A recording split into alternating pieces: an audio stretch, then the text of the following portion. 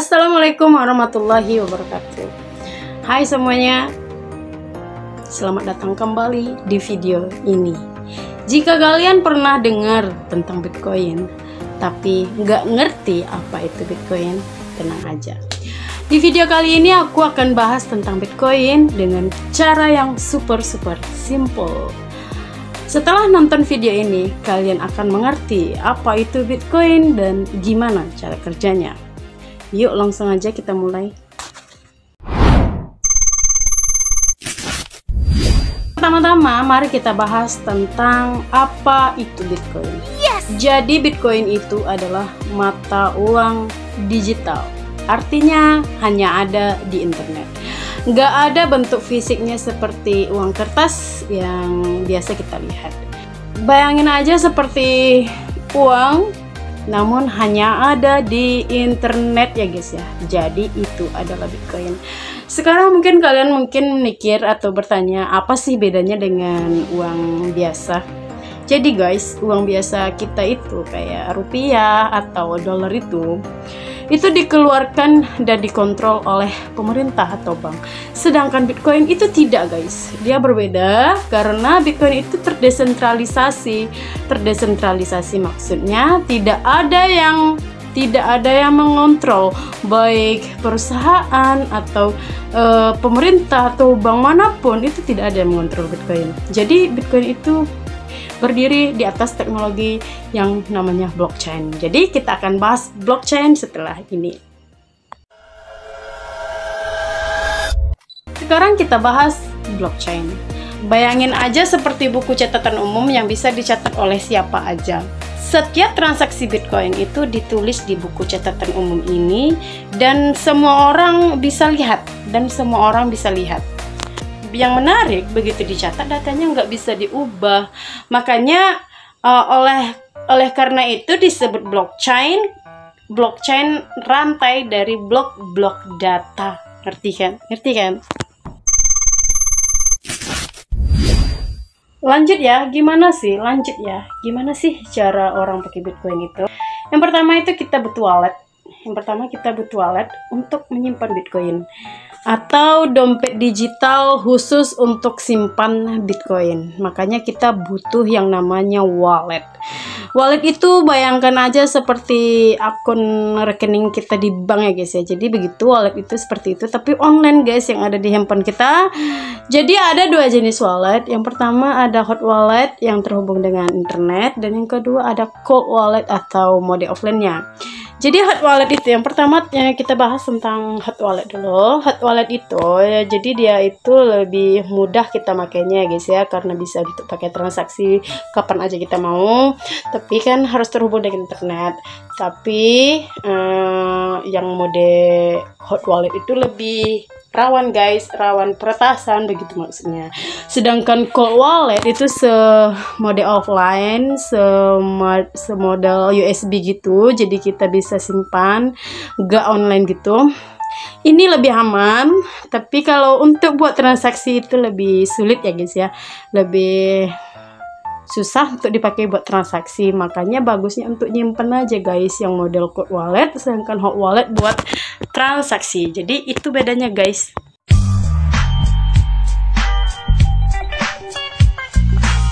Terus kenapa sih orang pada suka Bitcoin? Oke, yang pertama, Bitcoin itu bersifat global guys.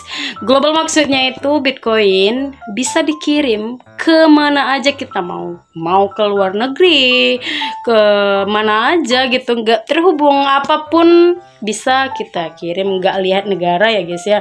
Tanpa peduli negara atau bank, kita bisa lihat. Dan ini itu sangat berguna guys bagi orang yang terkendala akses ya guys ya ke bank begitu maksudnya. Jadi kita bisa kirim Bitcoin ke dia. Jadi yang kedua itu Bitcoin itu lebih private maksudnya guys. Kita itu nggak perlu data, kita itu nggak perlu ngisi-ngisi data personal kita untuk ngirim-ngirim Bitcoin aja. Kita butuh wallet yang bisa untuk transfer Bitcoin gitu guys, mudahnya Bitcoin itu. Jadi kita itu punya, jadi kita itu punya kontrol penuh atas duit yang kita punya guys. Jadi jadi alasan yang kedua ini tuh lebih bagus, lebih masuk akal. Pokoknya Bitcoin ini lebih memudahkan guys. Jadi begitu guys alasan orang pada suka Bitcoin, termasuk juga saya ya guys ya. Ingat juga ya, Bitcoin itu juga punya risiko guys, karena nggak dikontrol sama pemerintah atau bank. Jadi harga Bitcoin itu sangat volatil ya guys ya. Volatil maksudnya itu harganya bisa naik turun sangat cepat. Jadi begitu guys. Dan juga karena teknologinya masih baru, jadi masa depan Bitcoin itu belum pasti guys. Oke, sekarang kita bahas bagaimana sih Bitcoin baru itu diciptakan. Jadi proses ini disebut dengan mining ya guys ya, atau penambangan, tapi bukan pakai cangkul guys, tapi menggunakan komputer yang canggih dan yang bisa memecahkan soal matematika ya guys ya. Jadi begitu proses penambangan Bitcoin. Jadi kalau udah dapat Bitcoinnya, udah ditambang, inilah yang Bitcoin yang akan diapakan, itulah pokoknya yang akan disebar. Dan kalian itu juga harus ingat guys, Bitcoin jumlahnya terbatas, hanya 21 juta Bitcoin.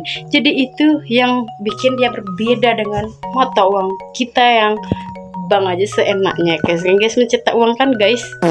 Jadi saya suka Bitcoinnya ya dari versi itu sih.